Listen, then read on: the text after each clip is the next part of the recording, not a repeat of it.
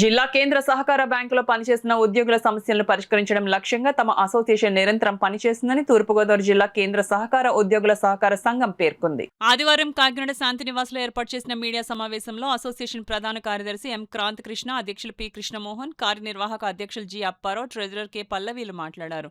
తాము 2 రోజుల క్రితం నూతనంగా 22 మందితో కమిటీని ఎన్నుకున్నామని వెల్లడించారు. ఈ సమావేశంలో అసోసియేషన్ ఉపాధ్యక్షులు జిబి మనోహర్, ఐఎఫ్టి ప్రసాద్ తదితరులు పాల్గొన్నారు. అంటే 2,70,000 మంది వరకు అకౌంట్ హోల్డర్స్ ఉన్నారు. వాళ్ళందరూ కుటుంబాల యొక్క లబ్ధి కొరకు, అలాగే లోనింగ్స్ 30 లక్షల వరకు లోనింగ్స్ ఉన్నారు.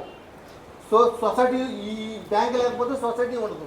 సొసైటీలో సుమారుగా 2,000 మంది వరకు కూడా 2,000 మంది వరకు కూడా ప్రత్యక్షంగా కానీ పరోక్షంగా కానీ సొసైటీలో కూడా ఈ డిసిసి బ్యాంక్ మీదే ఆధారపడి ఉన్నారు సార్.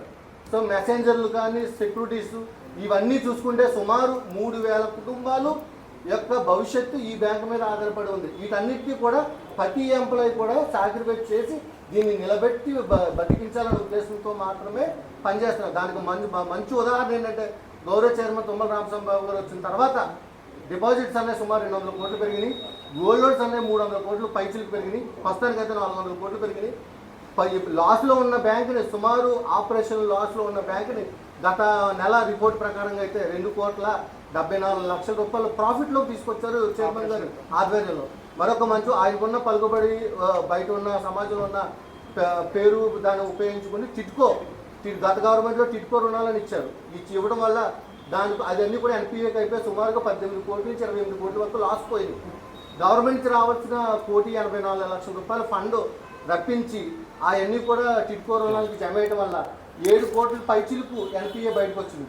సో సిఆర్ఏఆర్ కూడా 3.24 ఉన్న సిఆర్ఏఆర్ అని 4.4 పెంచారు. ఈ ప్రామాణికరాలన్నీ కూడా పాటిస్తూ, ఫాలో అవుతూ, నాబార్డు యొక్క గైడ్లైన్స్ తీసుకుంటూ, ఆప్కో యొక్క గైడ్లైన్స్ తీసుకుంటూ ఎంప్లాయీస్కి ఇచ్చే బెనిఫిట్ పొందితేనే ఈ బ్యాంకు బాగుపడుతుందని అందరూ నమ్మి జనరల్ బాడీ సమక్షంలో ఆమోదించి పెంచడం జరిగిస్తారు.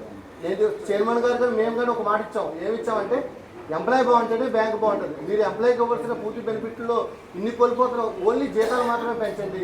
మేము బ్యాంకు నిలబెట్టుకోవాల్సిన బాధ్యత మాది. బోర్డు అనేది ఒక 5 సంవత్సరాలు ఉంటుంది, లేదంటే 10 సంవత్సరాలు ఉంటుంది. మా అందరూ కూడా కొత్త జనరేషన్ సార్. సుమారు 25 నుంచి 30 సంవత్సరాలు సర్వీస్ ఉన్న ఎంప్లాయీస్ ఇప్పుడిప్పుడే మాకు కుటుంబాలు నిర్మితం అవుతున్నాయి. దీన్ని కాపాడుకోవాలంటే రైతులతో పాటు, కస్టమర్లతో పాటు ముందుగా మెయిన్ పిల్లర్స్ అయిన బ్యాంక్ ఎంప్లాయీస్ మాత్రమే మెయిన్ వ్యక్తులని మీరు గ్రహించాలి.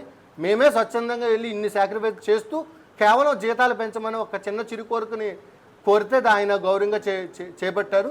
దాన్ని గతంలో జరిగిన పే సెటిల్మెంట్ని గౌరవ సభ్యులందరికీ వినిపిస్తున్నాం. ఇది ఓన్లీ యూనియన్ల మధ్య ఆధిపత్య పోరు తప్ప ఇంకోటి ఏం లేదు. సుమారు 343 మంది స్టాఫ్ ప్రస్తుతానికి ఉంటే అందులో ఓన్లీ మా ఏపీసీసీబీ కాకినాడ యూనిట్కి మాత్రమే సుమారు 284 మంది ఉన్నారు. మీరు గ్రహించాలి, 284 మంది 343 మందిలో 284 మంది ఒక యూనియన్లో ఉన్నారు. మిగిలిన యూనియన్ ఎంత మైనారిటీలో పడిపోయింది చూడండి. వాళ్ళకి అక్రస్ ఉంటుంది కదా, ఆ అక్రస ద్వేషం అన్నది ఏర్పడుతుంది ఎవరికన్నా సర్వసాధారణం. ఆ సాధారణమైన విషయంగా భావించి మీ అందరికీ చెప్పాలనే. ఇప్పుడు కూడా ఒక ఎంప్లాయీకి ఏ ఇబ్బంది వచ్చినా కూడా అసోసియేషన్ వెనకలే ఉంటుంది. ఎందుకంటే all India bank employees association AIBA ఏదైతే ఉందో దాన్ని ఎఫిలియేటెడ్గానే ఏపీసీసీబీఐకి వర్క్ చేస్తుంది. అందులో మేము సభ్యులుగా ఉన్నందుకు చాలా గర్వంగా ఫీల్ అవుతాం. అండ్ ఇంకా ముఖ్యానికి వస్తే రీసెంట్గా మాకు కొన్ని విషయాలు తెలిసాయి. బ్యాంకులో ఏదో జరిగిందని చెప్పేసి ఒక మీడియా ద్వారా ఒక వీడియో రిలీజ్ అయింది. దానికి మేము పూర్తిగా అసంతృప్తితో ఉన్నాం. ఎందుకంటే మా ఎంప్లాయీస్ యొక్క వేజ్ డివిజన్స్ అనేది ప్రతి 5 సంవత్సరాలకు ఒకసారి జరుగుద్దండి, అది ఏ బ్యాంక్ అయినా సరే.